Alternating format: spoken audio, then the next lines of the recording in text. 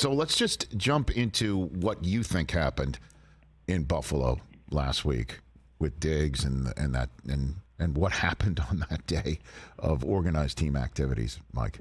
I think the one thing that we don't know and won't know and could be an ideal subject for that old sitcom formula that we'd see from time to time where Act 1 is one person's version of an event, Act 2 is the other person's version, and Act 3 is the truth. Because something went down last Tuesday that resulted in Stefon Diggs leaving the building. Now, did he storm out? Was he invited to leave? Was he kicked out? Remember when AB quit on the Bucs and we thought he just stormed off, and then we found out Bruce Arians told him to get the F out? Mm-hmm. So I'd love to know the catalyst and what preceded it. Was it at the conclusion of whatever meetings they were having, somebody got exasperated from the team side and asked him to leave in response to something he said or did, or whether he left in response to something they said or did? They found a tenuous truce. They found a middle ground for one day of minicamp practice. They canceled the third day. And the question is, can they hold it together through training camp, through the season? He really doesn't have any options. That's the reality. I mean, if he was the one who left, all it takes is a 5-minute explanation to Stefon Diggs that there's really nothing you can do. They're not going to trade you. You play for them or you play for no one. And if you don't play for them, you owe them $33.6 million in money you've already received but you haven't earned. So that gets a guy to the position pretty quickly where he's going to show up. He doesn't want to pay back that $33.6 pre-tax. Then he's got to go to the IRS and get his taxes back. It's a major pain in the butt. So if he's the one who walked out, I can understand why he walked back in. Regardless, they need each other.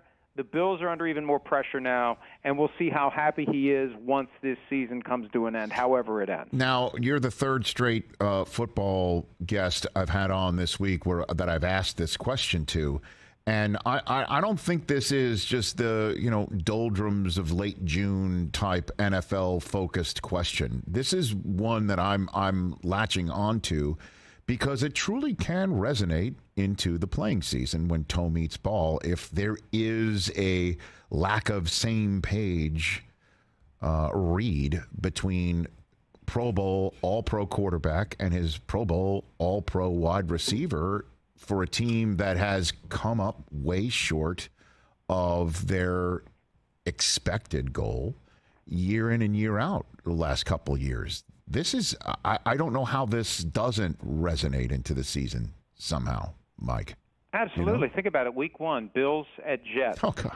The ESPN ABC crew is going to be told to have one camera on Stefon Diggs everywhere he is. And that's going to be the broadcast plan for every single Bills game this year, because we know there's a reason to keep an eye on Stefon Diggs. There is a point that he reaches where he blows a little bit of a fuse. We saw it last year, and he told Dan Patrick the week of Super Bowl that what he did at the end of the playoff loss to the Bengals was the product of a culmination of frustrations he was experiencing. But, there's been some reporting out there that he's frustrated with the offense, his role in it, his say in play calling.